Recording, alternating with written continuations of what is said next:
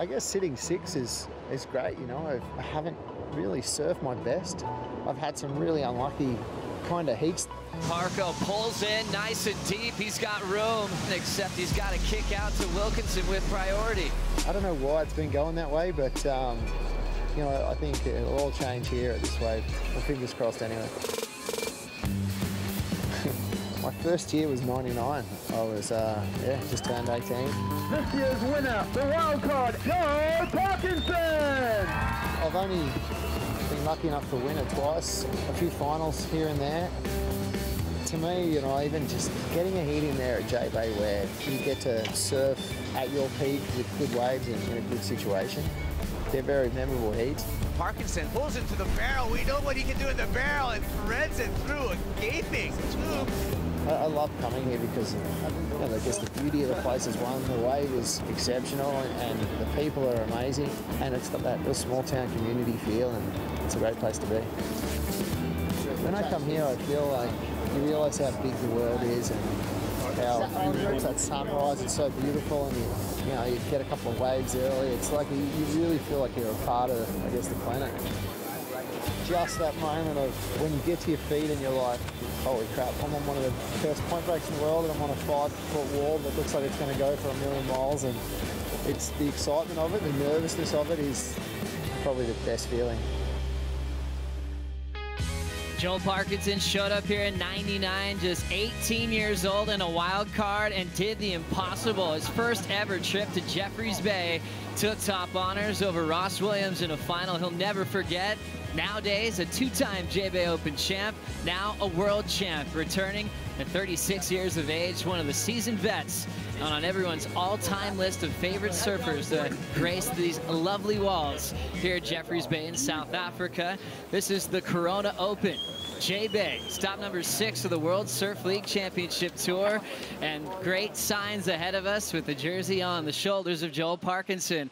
It looks like it's time to play. Joe Trappell alongside one of the greatest of all time, Martin Potter. Potts, sometimes we get a little bit stir-crazy with anxiety waiting for a start. A few days to wait, and it looks like we're going to have a great day ahead of us. Oh, we're going to have an absolute cracker ahead of us, Joe. It's been anticipated. The swell coming. It's been marching down the coast, and you know, obviously Cape Town right now is feeling the brunt of the swell that's going to hit us in the next few days, but what a beautiful morning it is. We've had a few days to warm up. All the boys have been out there fine-tuning their skills, getting the right boards under their feet. Why? Because we're on one of the best point breaks in the world. You do not want to get exposed. And Joel Parkinson, one of the very best of all time out here, up against it with Wiggly Dantes and Miguel Pupo. But Joel Parkinson and J-Bay go hand in hand, Joe. It's a lovely sight to see. Parko's greeted with 2 talented, goofy-foot Brazilians, Wiggly Dantes and Miguel Pupo. Will try to upset the former world champ in these beautiful, gorgeous conditions. As you can tell, the jersey's on, surfers in the lineup. Quick call on here in round 1 action. Kieran Perot, our commissioner, making that official. We'll be catching up with him in just a moment. But as we've been anticipating this start, Potts, we were down here in the early morning light. We couldn't really get it going fast enough. What kind of sets are we going to have to play today? Well, it's obviously the Surfline forecast is predicting this swell to increase through these next few days. So the wind as well meant to pick up a little bit, which is fine here at Jeffreys Bay. Once that wave wraps around the corner, the wind really doesn't affect it too much. So we're in for some fantastic surfing. Obviously right now, buttery conditions as far as J-Bay goes. A lot of wind gets around the corner here. So with the conditions here this morning, beautiful sunshine, not a cloud in the sky, clean offshore winds. I mean, it doesn't get any better than this. Already into the countdown to kick off the first heat of round 1 here in 2017. Back at Jeffreys Bay once again. Joel Parkinson with the most starts in here on tour, going back to 99, along with Kelly Slater as the seasoned vets that have been coming here since the 90s. Now the onside announcer, Gig Silliers, Greg Emsley, former tour competitor, J-Bay champ, about to sound the horn here. As we see 35 on the clock, scored on their top 2. Second and third will be reseeded into the second round of competition. Famously, Potts, this is where Parko likes to assume the position and control the start of the heat. But we know Wiggly Dantes is a man that's not afraid of trying to reroute that start. Meanwhile, down the line is Miguel Pupo. Stretching this one out, looking for something solid to come through. ends up just getting out of there. So Pupo, bit of a warm-up. We'll see if he had anything before that, but just starting the priority rotation. Wiggly and Parko still trying to sit deep. Yeah, traditionally Joel obviously loves, I mean, he knows this place like the back of his hand. He's been coming in for quite some time, but to start your heat off further up the point, it really is the go. But with the swell the way it is, Joe, it's almost disjointed in the sense of there's the upper section and then the lower section, which is where Miguel took off on. So Joel obviously wanting to keep that inside. You can see him there readjusting again, keeping his eye on the beach as he has his telltale lineup signs, and he'll be relying on those to make sure he's on the right waves. No matter what the conditions are like, no matter what swell direction comes through here at J-Bay, Joel has surfed it in every different way, so he'll know exactly where he's sitting. Wiggly keeping a close eye on him though. As we see an opportunity now starting to pop up for really anyone watching around the world. You want a piece of every part of this lineup, but there's a special wave that Parko and Wiggly are waiting for. Pupo with some room down the line. Into the sunlight. Wraps one off the top. Clean top turn. Second turn now. Tight jam. Completing some maneuvers, and he'll hang on to the finish. Just a 1.5 before that. Increasing his total out front. 33 minutes on the clock. Yeah, even though Jeffreys Bay is one of the most perfect point breaks in the world, it is a very tricky wave to surf, Joe. You've got so much time, so much room to move, that a lot of the time you pick the wrong turn at the wrong time, it throws your rhythm off for the rest of the wave. So you can get exposed out here. If your boards aren't right, if you're not physically in good shape, things can go wrong really easy. Now Parko taking his first wave of his campaign to win his third J-Bay title. Total racetrack, nice and deep. This one's not going to let him out. Pupo's last, now factoring in for a 4.83 combined total, 3.33 on the last. Now Dantes holds priority.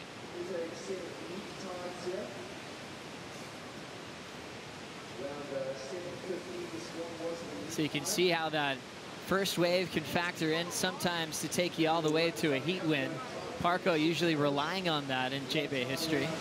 Wiggly pushing him nice and deep, and would you say advantage Wiggly now after Parko in the closeout there? Yeah, absolutely. You know why? Because look at the set marching around the corner. Wiggly's going to be an absolute perfect situation, but it's one of those days though, Joe, it's real fast, right? So it's almost going to play into the hands of the frontsiders. We know when Jeffreys Bay is in that 6 to 8 foot range, it slows up a little bit. It allows the goofy footers, those big drawn out bottom turn, top turn combos. On this side, it's a racetrack, so you really got to get moving. Parko looking to recover from the first wave. Looks like he's got some room to lay down that rail.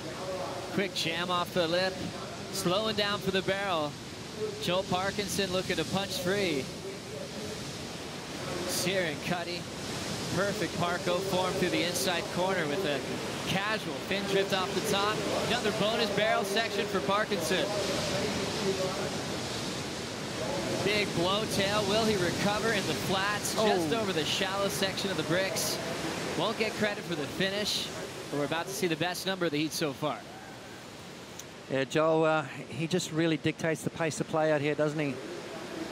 He finds that groove on that first opening maneuver. So important here at Jeffreys Bay. It's so easy to try and oversurf the wave.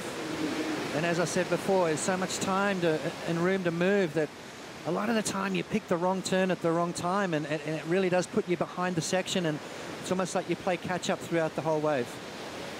Joel Parkinson, a two-time Corona Open J-Bay champ, winning in '99 as a wild card. Let's see what he did here, Potts. Yeah, you can see that first turn never really went to the bottom of the wave. Why? Because this wave had a bit of speed on it, reading it nicely.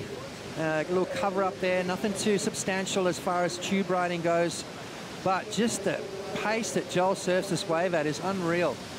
Perfect timing there, another nice little cover up. So Joel maximizing his scoring potential all the way down through the inside. Bit of pizzazz at the end, but unfortunately doesn't complete it. So Wiggly now gets his turn to take his first ride, and it starts with a backside barrel. Off the top carve, setting it up vertically. Great timing from Dantes. Reaches off the roof, weightless on the drop, standing tall. And Dantes now on the board in this first heat of the morning. Yeah, you can see how tricky the wave is to surf, Joe. It kind of doesn't cooperate a lot of the time, you know, especially at this size. It's super tricky. on your backhand. You don't have a lot of time to move. You've got to cut those turns short sometimes.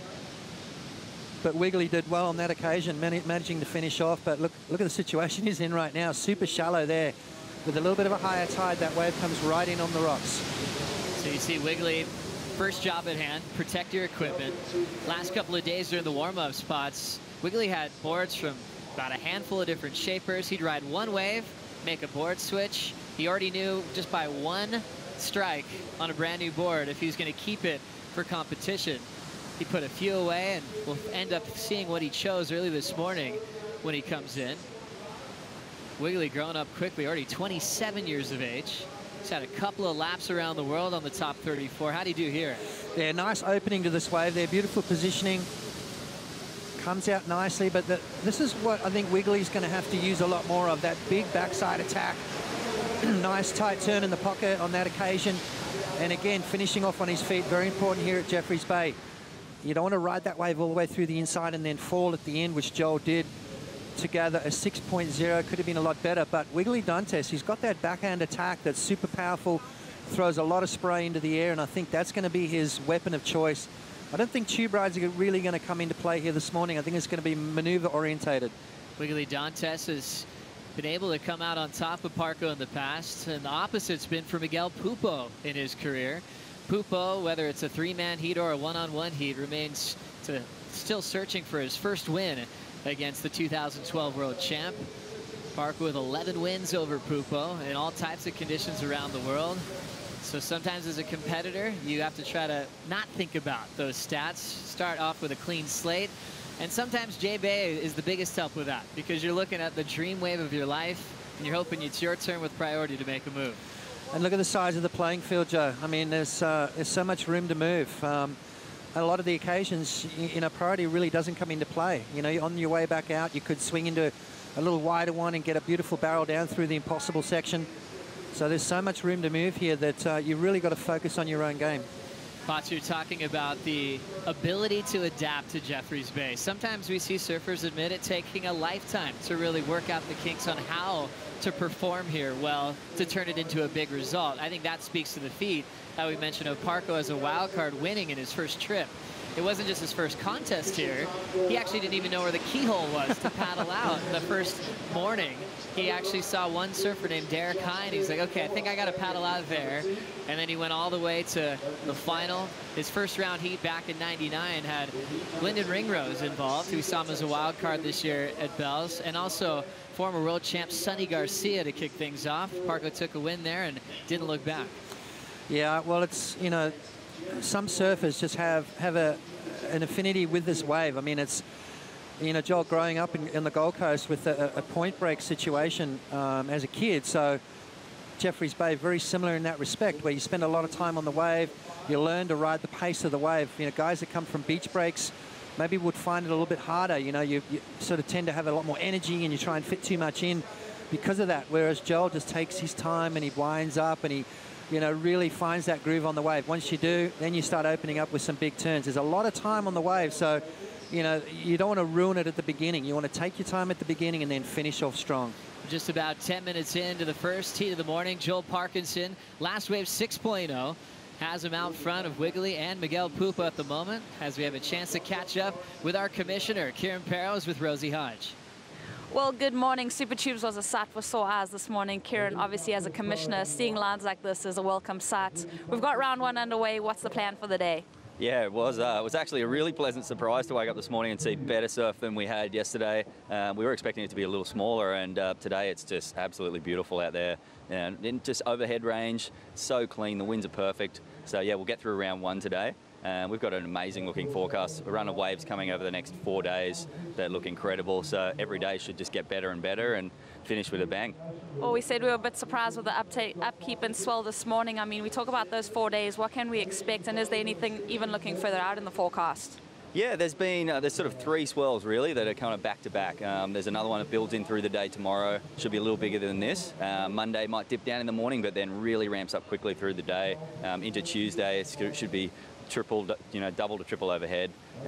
Incredible waves. And then Wednesday sort of dips back down a little. Another swell at the end of the week, but the winds are a little looking funky for that one. So we might actually try and get done on that middle of the week swell. I love it. Can't wait to see how today unfolds. Back to you guys. Great news. Rosie Hodge and Commissioner Kieran Prell calling this contest on with a lot to look forward to over the next few days. Oftentimes when I say that out loud, Potts, you're like, don't say anything. Don't breathe on it. It's such a beautiful forecast provided by Surfline, and we're in store for some amazing waves. You know, nerves of steel for Kieran Prell over the last few days. I mean, we've had some beautiful mornings, haven't we, Joe? It's been good for us to get in the water and sample some of the action. A lot of the guys have had those 3 or 4 days to work out their equipment, fine-tune their boards and their fins, and maybe get a little bit more used to this wave. So a great call from the Commissioner's office. Look at this, beautiful lines coming through, and it's only going to get better. Oh, amazing. Words from KP, touching on that forecast. You love that angle of the swell, or south-southwest direction that really wraps in here to Jeffreys Bay. You can still get a southwest or a west-southwest that he'll have enough to wrap in, but we've got that ideal angle. Next few days look dreamy. And Parko is just trying to contain himself. He was here in the dark as well, and I walked by when he's doing his warm-up. He just said, calm down, Joel, calm down, Joel. He's talking to himself, trying to breathe, because every wave looks so fun. Having a look now is Miguel Pupo. Sweeps that bottom turn, clean hook on that green open face. Sortie ripping it off the roof. Jams it's got a great motion going through the inside. Sits on the roof, weightless backhand float. Can Miguel finish with a barrel on the inside corner? Not quite disappearing. And he'll hop out of there. Pupo's last a 3.33. The 1.5 is long gone with 22 minutes on the clock. Yeah, definitely Miguel's best roll of the dice, and you know, I think that's what, as a goofy footer, you're going to have to look into.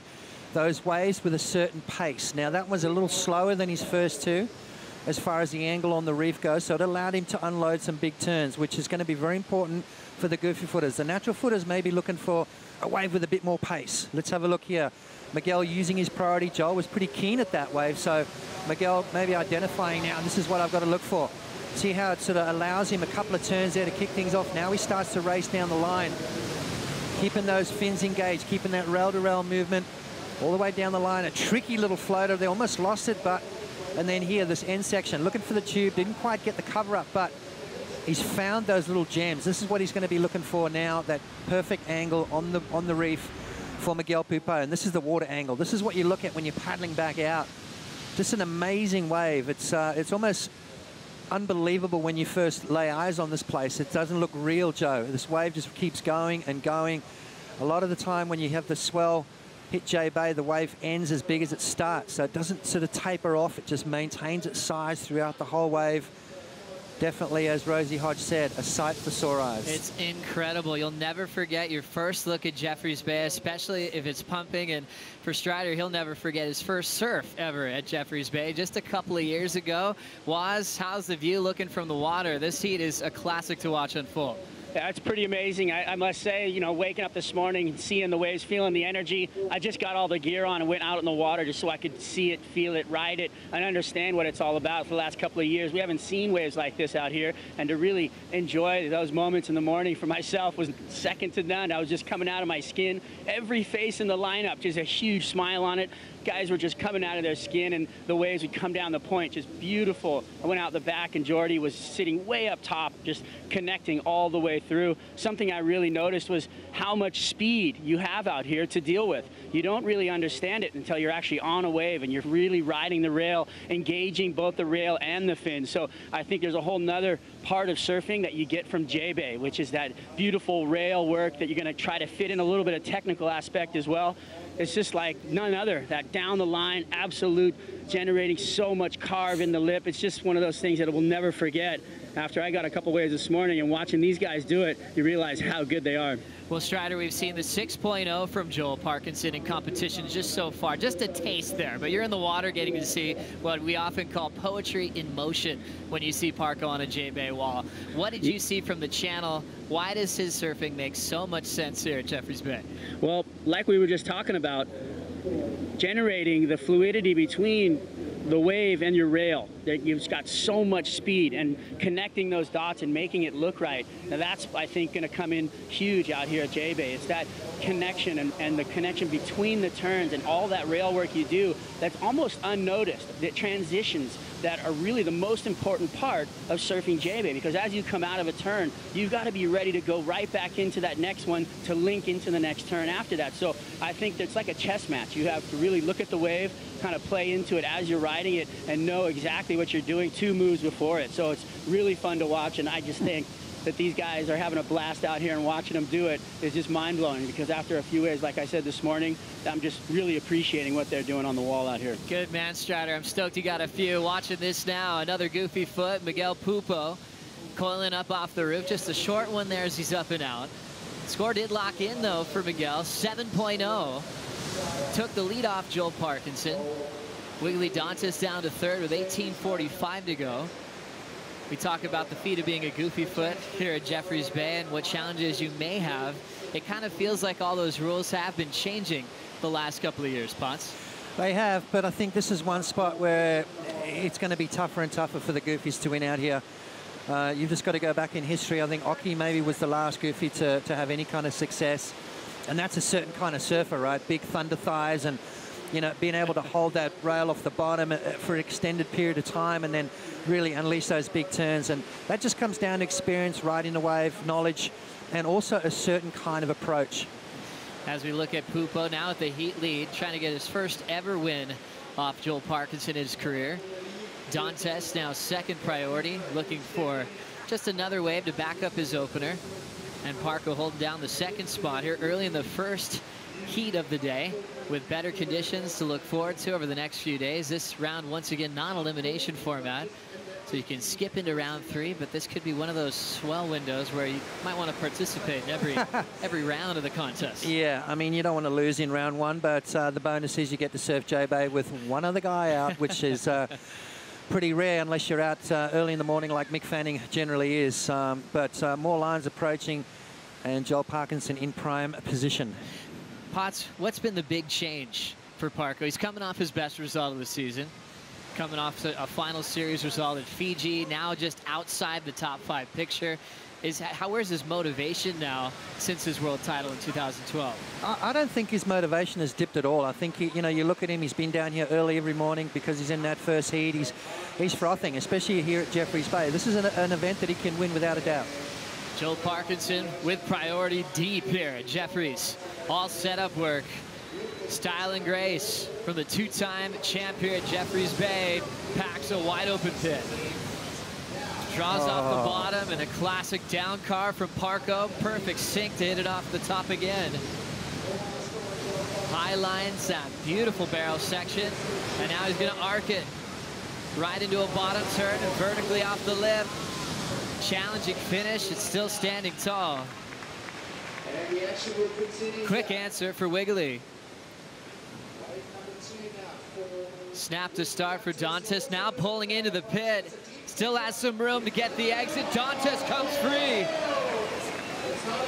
Over rotates on the bottom turn and doesn't get a finishing move. Naughty boy. The door open there, celebrating the pit. Now is 16 on the clock, Potts. Yeah, I mean, that wave wasn't finished yet, Wiggly. You can't be claiming halfway through it. You know, you've got to focus on that wave. That was a mistake gone right there for Wiggly Dantas. He's going to get rewarded for the tube ride, but he could have really put the finishing touches on that wave, as Joel did. Let's have a look here. I mean, this is a beautiful wave. It's one of those quicker ones. Lets him get that first turn, which sets the rail. Now he drives off the bottom, grabs that rail, and just beautiful, deep tube. I think we're going to see a lot more of this. Now he claims and then realizes, hang on a sec, this wave's still going. And that's the thing with Jeffreys Bay. You cannot give up on the wave, man. It is a long wave. It goes for a long period of time. Beautiful positioning for Wiggly. And I think his coach is going to scold him after that little claim right there. That's not something you want to do here, especially up against someone like Joel Parkinson. I mean, this heat is nowhere near over, 15 minutes remaining. But in saying that, beautiful positioning here for Wiggly Dantas. Rail grab. See how he trimmed higher? Took more of a high line to get through that barrel. Wasn't a big wide open one, so quite technical. And then just loses the fins off the bottom. And a mistake right there for Wiggly Dantas. So Joel Parkinson, on the other hand, we talk about a certain kind of wave that Joel's looking for. Look how fast this wave is.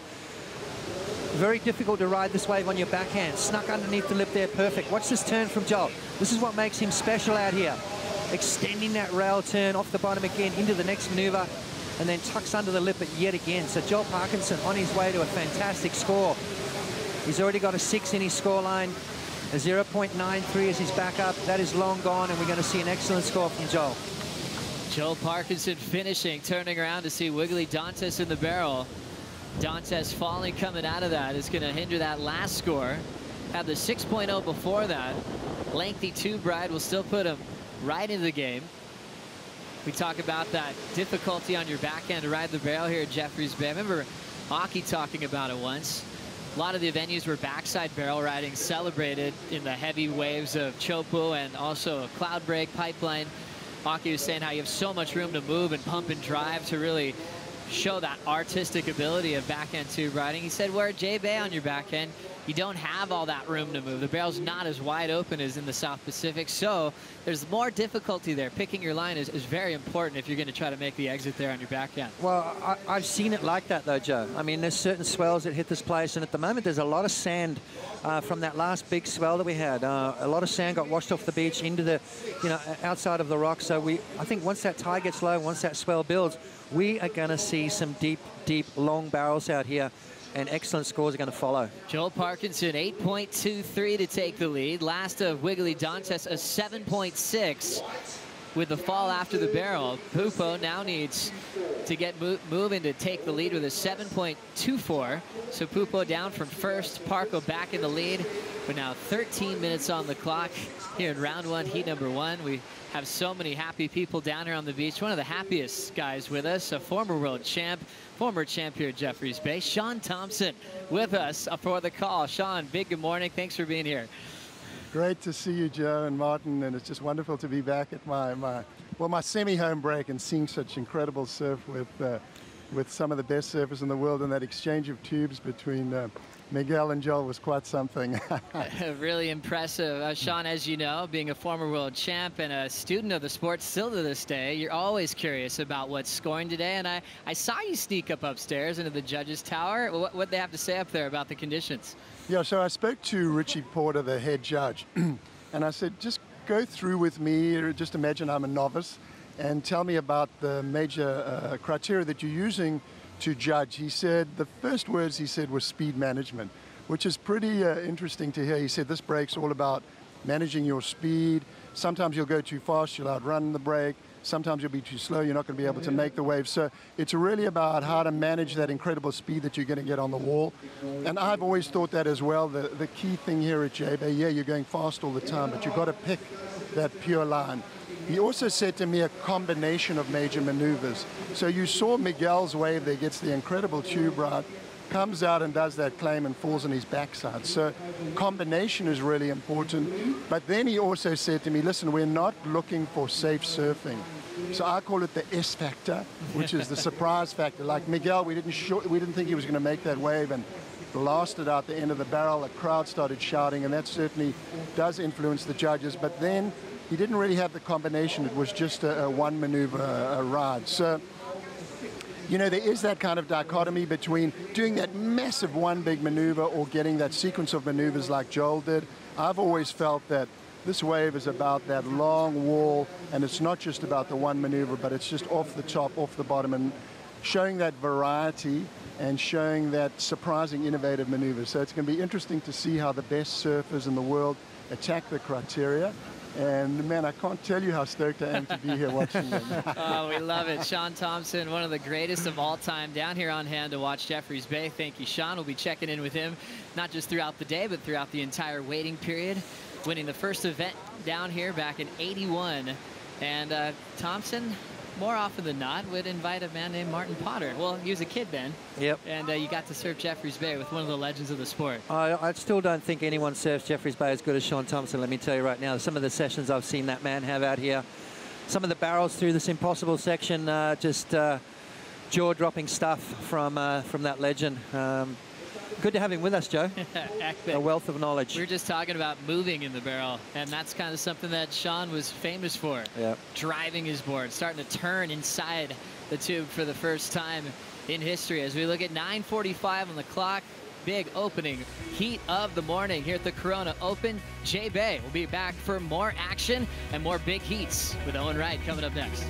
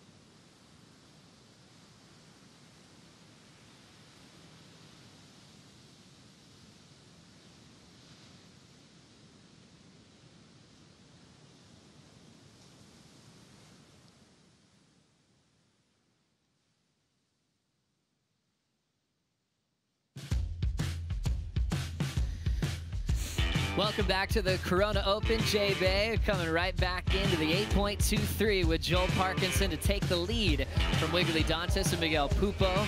We call this poetry in motion, always in sync. The flow master himself always appears to be unbeatable with his flawless lines and approach. Here at Jeffreys Bay, has him out in front in such a big way, Potts. He's going to be tough to beat with his motivation. The success he has is number 6 in the world coming into this stop.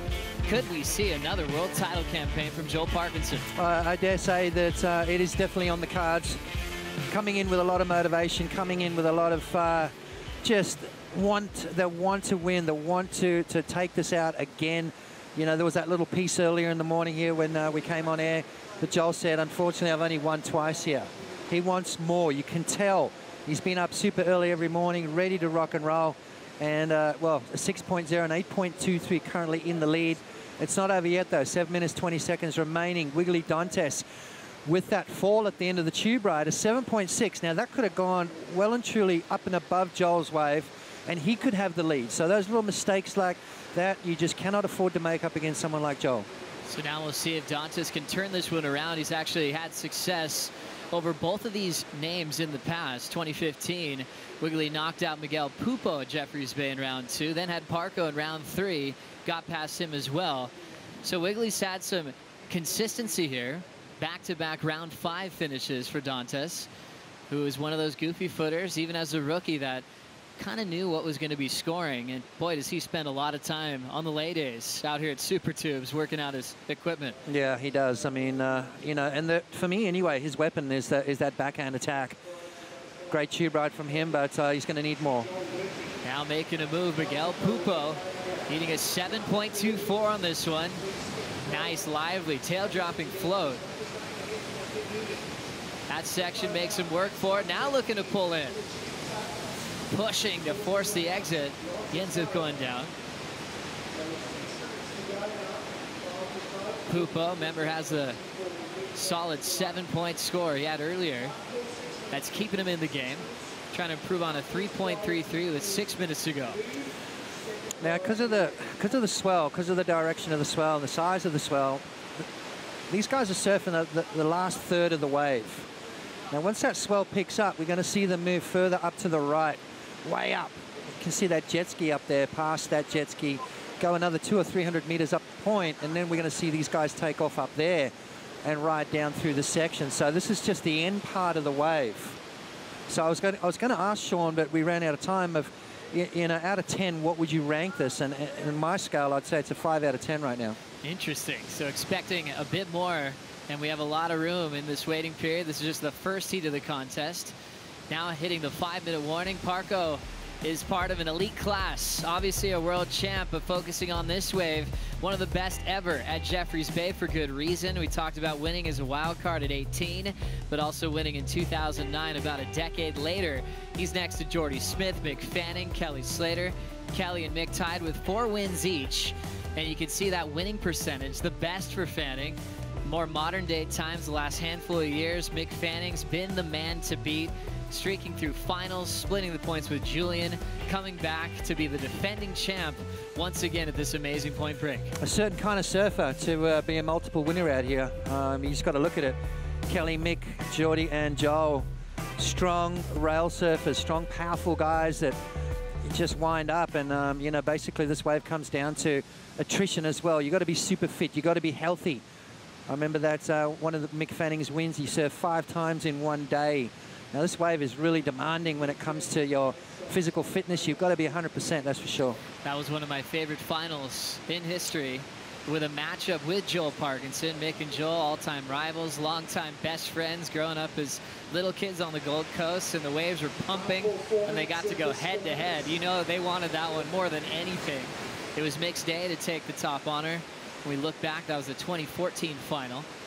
And Mick, just like Joel, on his first trip to J Bay, picked up a win. For Mick, it was back in 2002 in his rookie season. Yeah, and it's, you know, I don't know, it's kind of like a Bells Beach place where it sort of the wins come with experience out here. But for those two guys, they kind of fell right into place. The same with Jeffreys, same with Bells Beach. You know, Mick and Joel are 2 of the best of all time at Bells. So it's very similar feel. It's cold, it's got rocks, it's, you know, you spend a lot of time on the wave. Both waves very demanding, both waves very tricky in the sense of riding them. Now, it looks so perfect, doesn't it? But you heard Strider talk about he's got a whole new appreciation of how good these guys are, because he's got to catch a couple out there, and it's not an easy wave to surf. 3 minutes on the clock, Potts, with Parko out front looking for a spot right into round 3 as we see how the first heat has gone down so far. Parko, perfect speed management. That was the phrase that Richie Porta, head judge, was looking for this morning. Packing the barrel, down carves. He's always in sync with every type of maneuver choice on this section of the wave. Yep, combination of major maneuvers as well, and no safety surfing. So the judges have made it quite clear they want to see these guys light it up.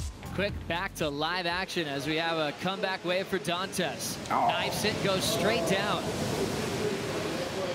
Last time he was on his feet, he got barreled for the 7.6. Now an incomplete score, back of the line for priority. It's going to be tough for Wiggly to come back in this one.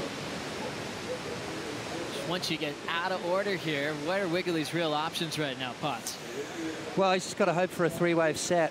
We've seen a fair few of them this morning. You can see the line starting to develop out into the ocean now. When this wave gets good, Joe, we're going to see lines to the horizon. These guys are going to have multiple opportunities. I've seen sessions out here where you can catch the first wave of the set, paddle back out and get the last wave of the set. So once this wave starts pumping, it's going to give these guys a lot more opportunity. But at the moment, yeah, it's going to be very tough. You can see Wiggly starting to maybe create a little bit of distance, looking for something a little wider on the reef. So Joel Parkinson holding priority, trying to keep his momentum from his semifinal finish over at the Outer Known Fiji Pro, finishing under Connor O'Leary, the rookie there. It was a classic battle, but a huge jump for Parko on the rankings. Now heading into the final minute, he's going to try to put this one to bed. Pupo, second priority, needs something solid to come back. A 7.24 would get him to switch into round 3. And this is the guessing game for everyone in the grandstand spots. All you see is corduroy lines all day long, but which one could help these 3 guys out in round 3? Yeah, well, it looks like Wiggly's found a little bit of space. Dantes will use this one. 55 seconds. It'll come down to this effort to skip round 2. Clean first turn, second jam right off the lip, looking powerful to finish. So 3 solid hooks. Left chasing a 6.64 to skip into round 3, Potts. Yeah, I'm not seeing it. It's too short. Jeffreys Bay is a long canvas. And, I mean, he surfed that wave well, but it was relatively short. Couple of nice turns. That first snap, that first backhand attack, that's what Wiggly's got to do. He's got to use that a bit more. I mean, he's got probably one of the strongest backhand hooks in the game, but on this occasion, it's just not enough open space for him. You can see that first turn, nice and strong, a good finish on it, but it was a shorter wave. Judges going back to look at the 7.6, comparing that, and then also looking at this final blow from Wiggly Dantes. They'll look at his 6 from the beginning of the heat as well. Yeah. They can call up any wave at any time just to make their comparisons as we wait to see if it is a 6.64. So this was his last wave here. Now, the thing that I love about Wiggly, watch this next turn here. This is where he can get all the points. That turn right there, just powerful and engaged at the end of it as well. So looking for a 6.64. I think it's slightly better. Maybe not. There it is. So scores coming through now. Joel Parkinson getting a ride into the beach. Not enough for Wiggly Dantes, and Joel Parkinson takes the first win of the contest into round 3, showing us his form getting into the X-Zone range, but you can tell that was just a warm-up for a 2-time J-Bay champion. Yeah, Joel didn't even get out of second gear as far as I'm concerned, so it's still a lot more to offer. What a beautiful morning here for pro surfing. Coming up next, Owen Wright takes on Pete Durbridge and Josh Kerr in an all-Australian matchup.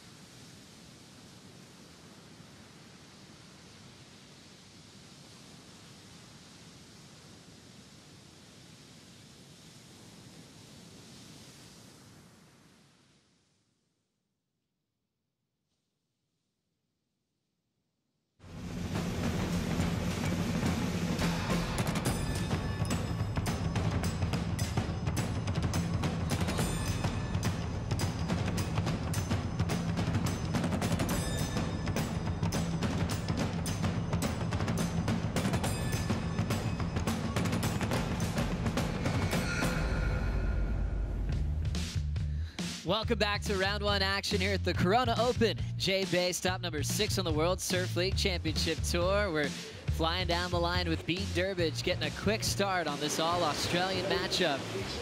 And right behind him, it's Owen Wright, number 3 in the world, waiting for his first strike off the top. Nice projection down the line. Will it let him in? Another adjustment under the hood, and he's going to be forced to kick out of there. So 3 Australians fighting for top honors to move into round 3.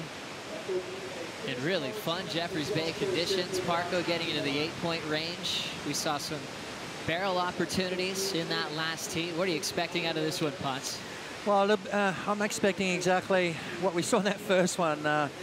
You can see that wave that Owen got was such a hard wave, such a difficult wave to ride on your backhand. You know, because it seems like you're always playing catch up. As soon as you try and unload a turn, it's going to put you behind the pace of the wave. So it's such a difficult wave in that respect where, you know, obviously you've got to maintain your speed through these maneuvers, but also your positioning, your timing. So much comes into play with this wave, and Owen right there, that wave just running away from him. So just a couple of small warm-up scores on the board. Owen Wright, 1.07, was just left chasing that J-Bay runner for a big turn. Beat out the 0.63, so Josh Kerr holds priority in this 3-man heat to get things started here. Australians have always been a dominant force on the championship tour, always coming with the numbers to represent on the top 34. All three of them matched up in this one. Owen now 27, ranked number 3 in the world, and still living through one of the greatest comebacks, not just in surfing history, but sporting history. And Potts is on his feet. What do we have out there? Oh my, look at this. Corduroys to the horizon. It is absolutely pumping. We're going to see the swell fill in. It looks like Josh Kerr. Kersey with a big opportunity. Having priority for this first real set of the heat. Draws that beautiful line off the top. Late hits the next section, and he's down. So cannot capitalize on that one. Now it's Bede's turn. Bede Durbridge, all speed work to get down the line. Now absolutely flying for his first section. Big top turn arc. Turbo straight up off the top. Looking to manage that speed back into the pocket. There's the fade. Another clean forehand hook. One of the vets on tour just wrapping it away on the inside corner. Mentioned Owen's comeback. Bede just as significant after the injury at Pipeline.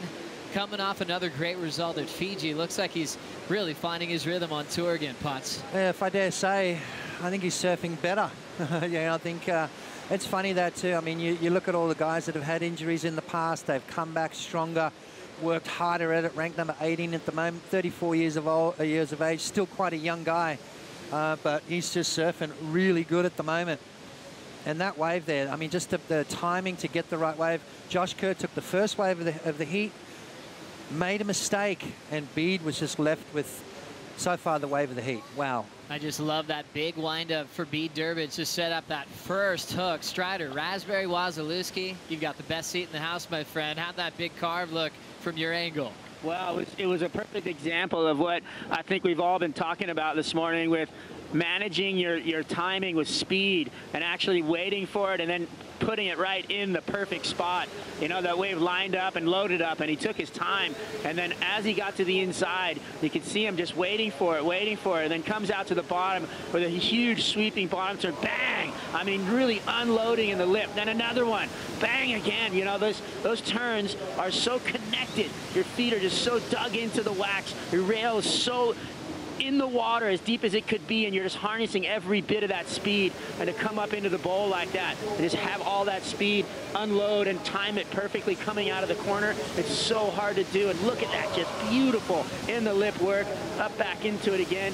Just really beautiful surfing right there. Speed and power and flow, everything they were talking about this morning with Sean was explaining what the judges are looking for. So beautiful work right there again, all the way through the inside for Bede Durbridge. And the timing, and I think the knowledge of riding this wave showing true right there for that man. Thank you, Strider. Bede Durbridge on fire on that big strike. One of those guys that has made the trek to Jeffreys Bay for a long time now. And he's had some success looking back to a semi-final result more recently in 2010 when he went down to Jordy Smith.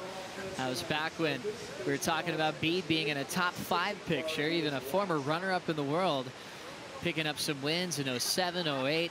And he's always been one of the class acts on the top 34.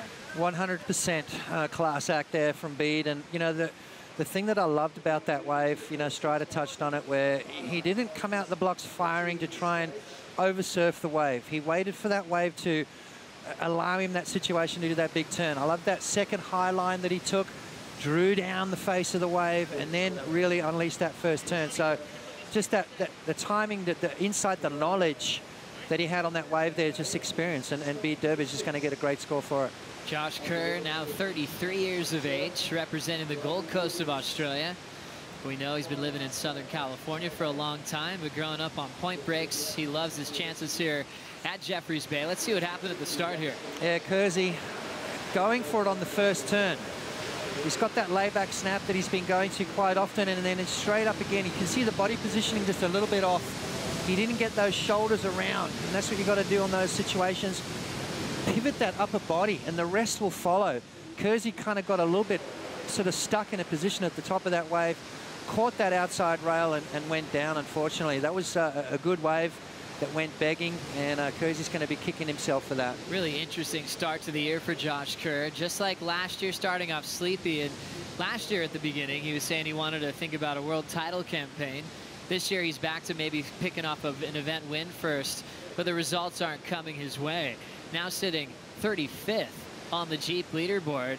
Kersey's time is now to think about requalifying next year. Well, I think Kersey's time was a couple of events ago. I mean, you look at the Australian leg for Kersey. He normally comes out with a good result in Margaret River and the Gold Coast, which is a wave that he knows very well. 3 back-to-back 25th, so 13th in Brazil. That is not Josh Kerr's kind of surfing. I mean, he's better than that. I don't know what the deal is. Maybe it's equipment. Maybe there's some sort of injury that we don't know about, but Kersey really needs to crank it up like now. It's fun to watch Kersey's approach at J-Bay. You see a lot of those traditional lines with a ton of speed and huge carves. And one thing I noticed when Josh Kerr qualified and he got a good heat with good waves here at Jeffries, he was doing the nose pick reverse. He'd mix it up with an alley-oop. And even last season, he did the stalefish rotation with that crazy grab on the inside over the bricks. Can he rely on that in these conditions, or does he need to really stick to the rail? Stick to the rail. I think he's good enough, to do that. So you see Joel coming up the beach, going to be pretty happy. He's been on call for the last 5 days. Walks away with a win in round number 1. It's going to be happy days for Joel Parkinson. But going back to Josh Kerr, I'm not seeing the same kind of confidence to be able to pull those maneuvers off, Joe. So we'll see how Kersey's going to work out this matchup.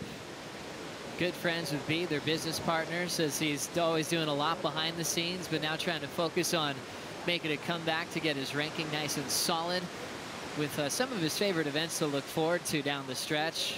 Former finalist at the Pipe Masters. It's always a threat when it comes to big slabbing conditions at Chopu, but he loves a big wall where he can showcase his variety. Sometimes we call him the guy with the most variety on tour. We'll see if he can really get a good warm-up wave in the sea. Is that sometimes an issue for him, though? Because when you've got that many tricks under your belt, sometimes you choose the wrong one. Sometimes you get caught in the middle of that. We've heard a lot of that from Kalohe Andino, where he'd prefer to surf on his backhand. Why? Because it simplifies things for him.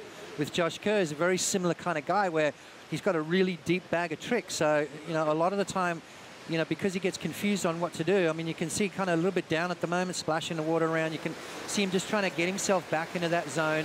Where's that confidence gone? He needs to find it again. Looking for that winning feeling. One man that's feeling it now is Joel Parkinson right next to Rosie Hodge. It's a thing of beauty, Joe. And Joel, we've seen you on deck every morning in the dark in your wetsuit. How important is that froth in your preparation for a first round encounter?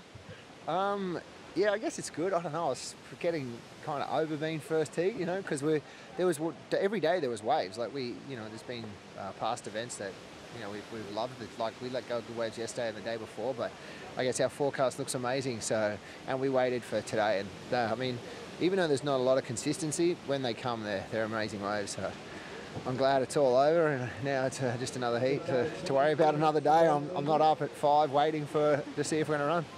And you took off on that first wave of the set. It was a beautiful wave. Turned around, saw Wiggly Dantes on the wave behind. You got the barrel, the claim, and then the fall off. What did you think of that?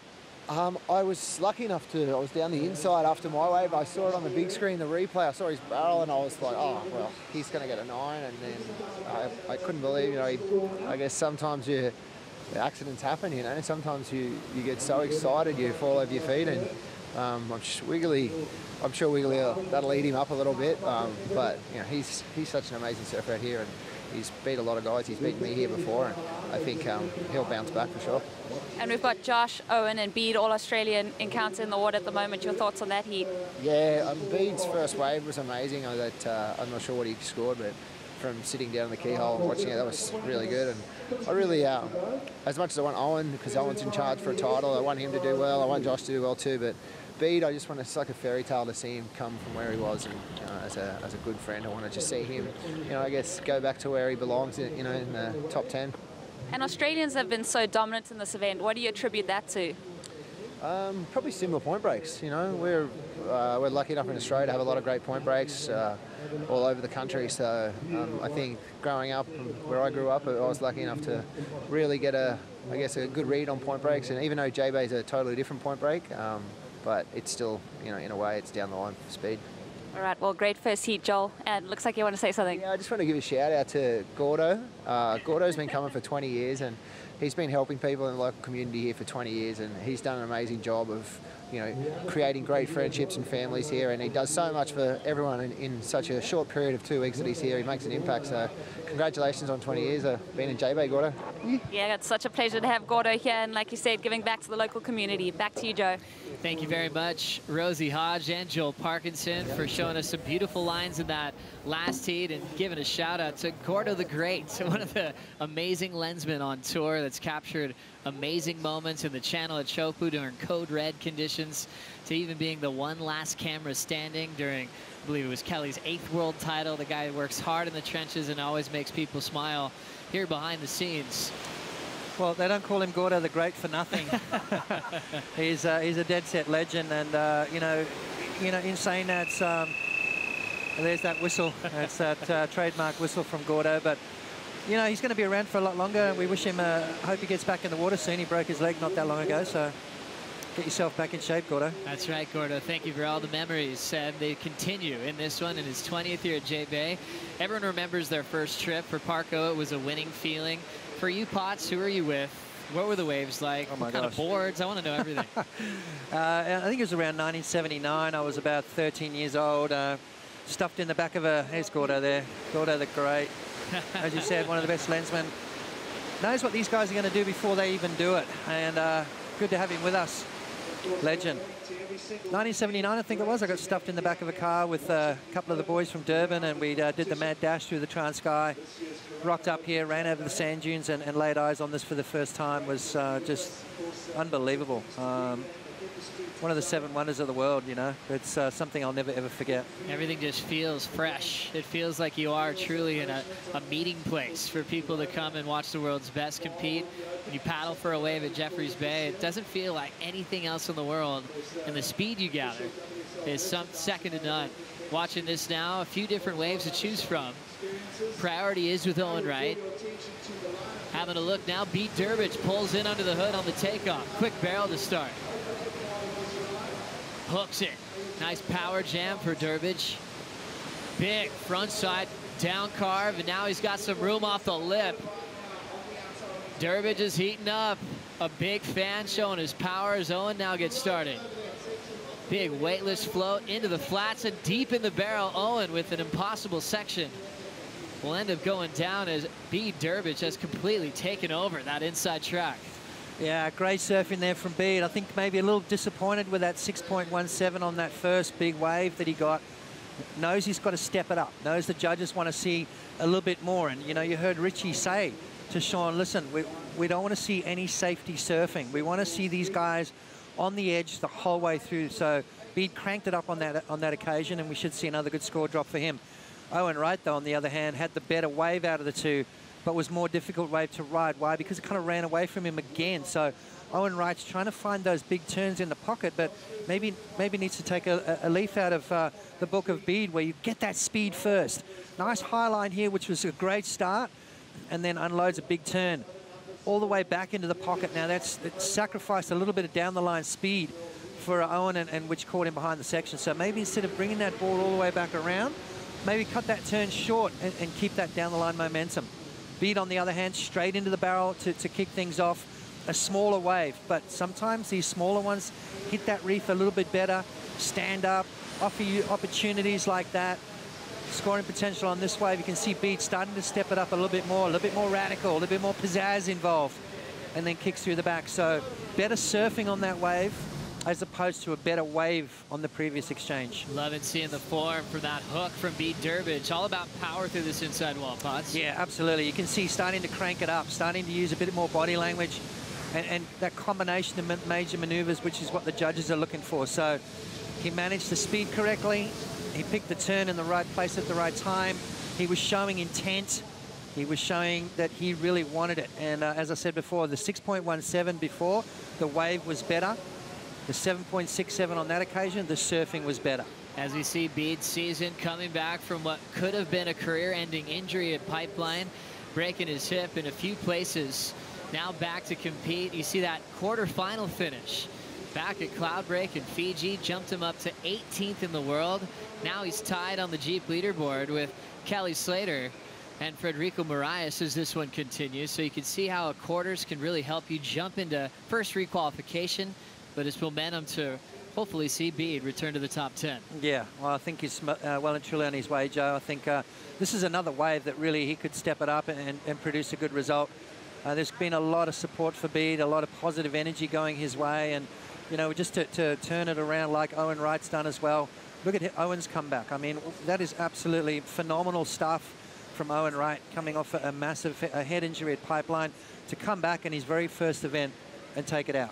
It was so improbable, and he did the impossible at that first event, coming all the way to victory at an event he had never won before. His personal best ever, his best start ever to a world title campaign, and he had just that one slip at Cloudbreak, a place where he's won before and created history.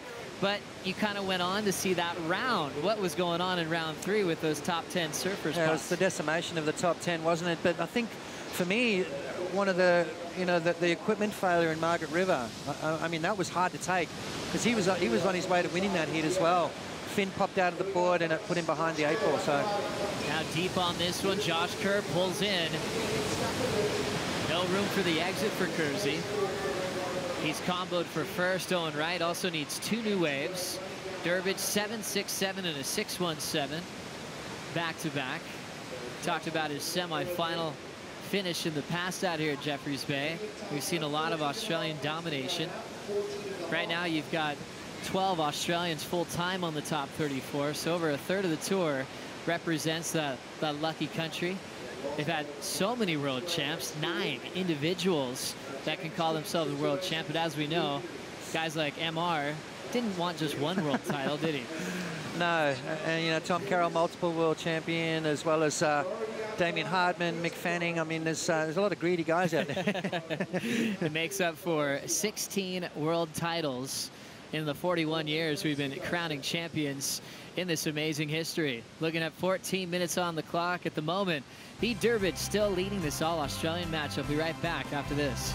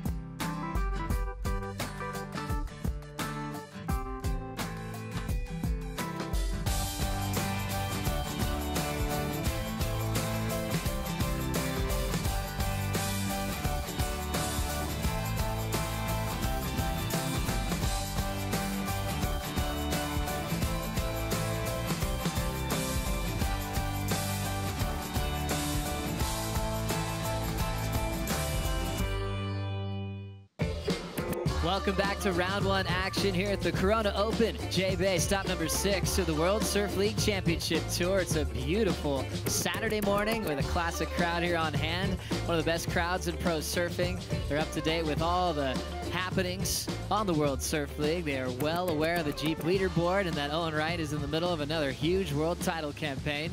Currently number 3 in the world, looking to put that backhand rail on the beautiful open wall here at Jeffreys to go all the way to the final series, a feat that Owen's done in the past out here at J-Bay. Joe Chappelle alongside 89 world champ Martin Potter for the call.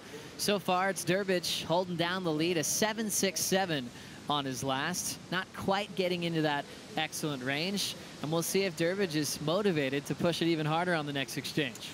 Yeah, well, he knows what he's got to do now, and it's not about the wave, really, is it? It's about the surfing. I mean, Jeffreys Bay is you know, it's almost a machine when it's good, but on a day like today, there are the good ones. There are those ones that you don't want, and Kersey's had a bunch of those. But Owen Wright, on the other hand, he's taken off on 2 screamers, but caught behind the section on both of them. So it takes a certain type of surfing, a certain type of knowledge to be able to ride this wave. Well, the other morning, all the best surfers were getting a warm-up just in case we were on, and we were lucky enough to have Strider Wasilewski on the scene. Waz caught up with Owen Wright just the other day. Owen, you know, since 1984 was the last time a backhand surfer won out here, Mark Occhilupo. We saw you out there warming up this morning. How would it be to get that win out here on the backhand? Oh, it'd be amazing. Like, I think like Ocky's would be every goofy footer's like hero, you know, and I think there was that was going at Bells for a while, and just like everyone's trying to copy his style there, and then like at J-Bay here, it's like he's just the man, and it's just got that. I think he's got that unique bottom turn, top turn combo that's just so locked in. It'd be awesome to try and replicate that and get a win. You know, for you guys this way, basically halfway through the year, it's a very tight race right now. Everybody's really right next to each other. It's got to feel kind of energizing to have that kind of clean, good competition.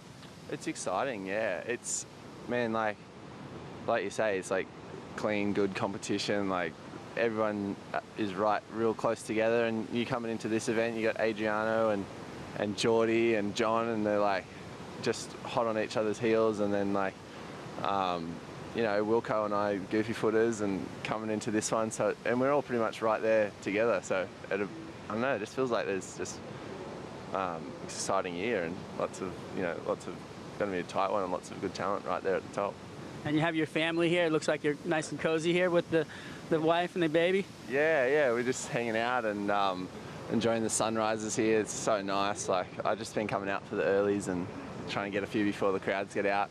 And yeah, just come in and see him playing in the sand, eating sand. He loves it.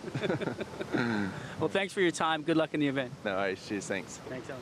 Great to hear from Owen Wright just a few days ago, just getting a warm-up surf, getting ready for competition in this heat. Talking about this year unfolding in such a dream manner with a huge win at Snapper. Not just a win, but in the final with good friend Matt Wilkinson, who has since come off a win of his own to retake the Jeep Yellow jersey. We were just talking about Australian domination in history. Then that got changed a bit with the Brazilian Storm the last few seasons.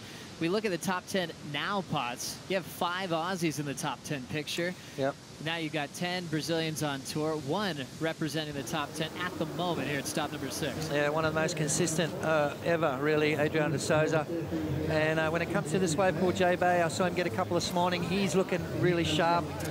3 goofy footers in the top 10, and it's a super tight race. But Matty Wilco, you know, he was asking the question, what am I doing, when he won Bells last year. Now he knows what he's doing. He's got the yellow jersey back. Matt Wilkinson coming up quickly in heat number 4 of the morning. He has Jeremy Flores and rookie Ethan Ewing as we look forward to amazing lines from the backside attack from Matt Wilkinson. Still 7:45 to go in this one.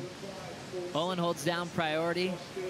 Being in a combination situation at Jeffreys Bay can be a bit daunting, sometimes more daunting than other venues. Potts, how tough is it if you're still comboed at the 5-minute warning?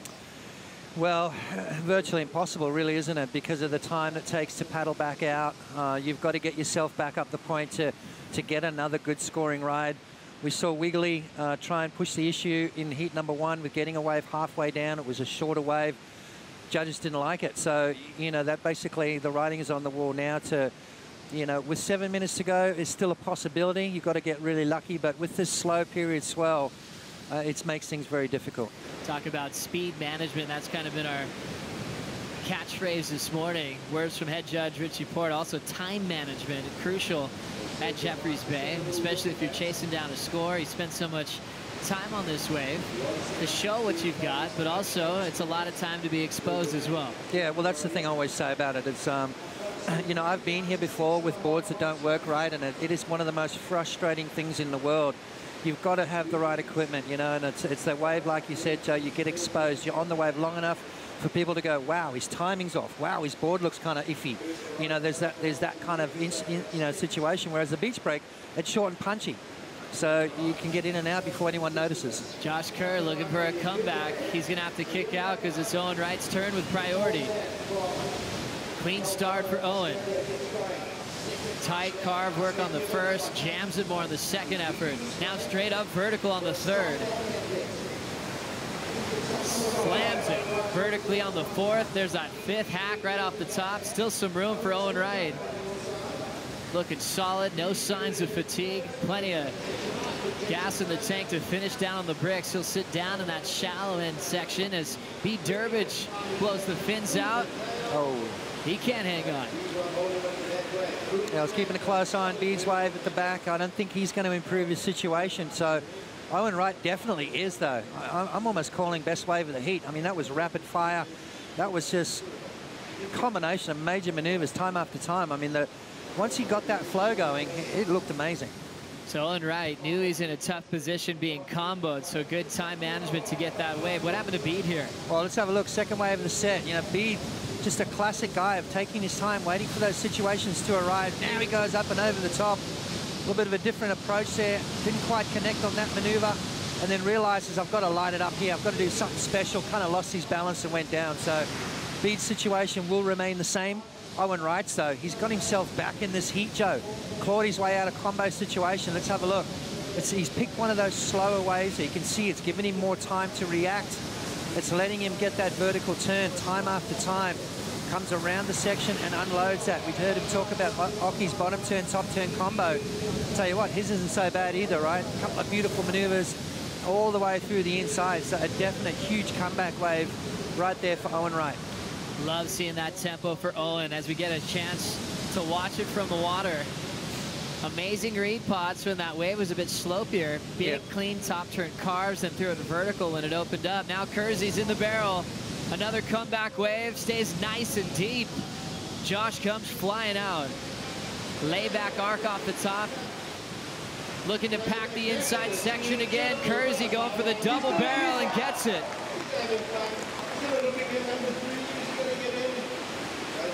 Pushing hard off the bottom for a big finish. Squares up vertically for his best wave of the matchup with 3:50 on the clock. Well, that's a little bit of that tide starting to go out, Joe. We've got a lot of sand through this inside here. You can see the sand getting churned up. It's quite rare to have that here at Jeffreys Bay. So with that sand on the inside, we're going to see some serious tube rides as the swell picks up.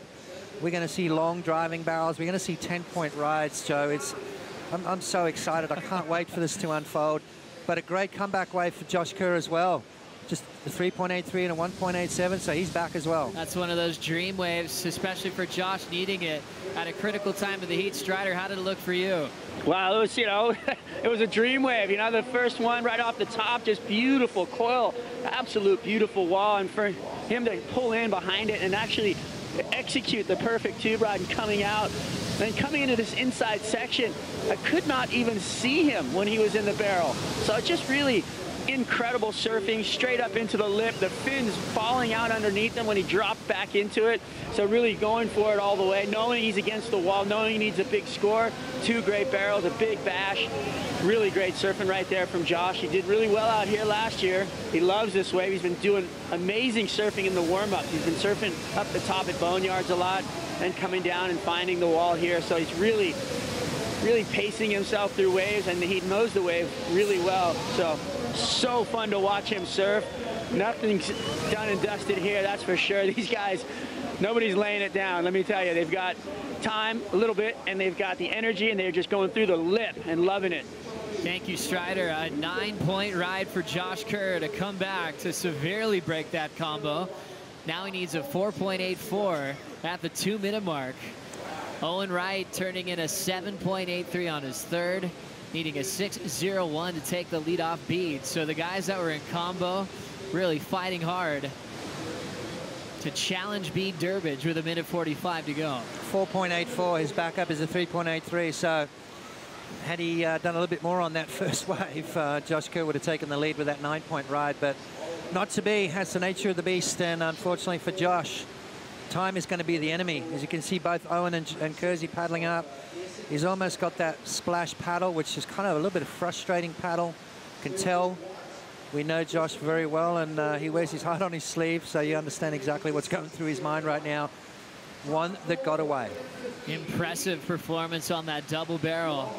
Was able to fit in a solid maneuver in between the sections and finished as we approach the final minute. Priority with Bede. Andy has the lead in a great position to try to close this one out. Yeah, absolutely. 9 points, and I think that's his best wave of the year so far. Maybe this is a kickstart to his year. Maybe Josh Kerr's year starts now. You know, that's all it takes sometimes, Joe. Just one good wave to make you believe again, to get those juices flowing, to just to tell yourself, hey, I can still do this. This was early Josh's start where he went down. Yeah, this is the one he blew. Let's have a look here. First turn, a little bit of a layback check turn here, and right here got a little bit out of position and goes down. Now, that was a 1.87. He was well and truly on his way to a good score there. If he had finished that wave off, backed it up with a 9, we would have seen Josh Kerr in the lead. Easily in the lead if he would have completed that wave.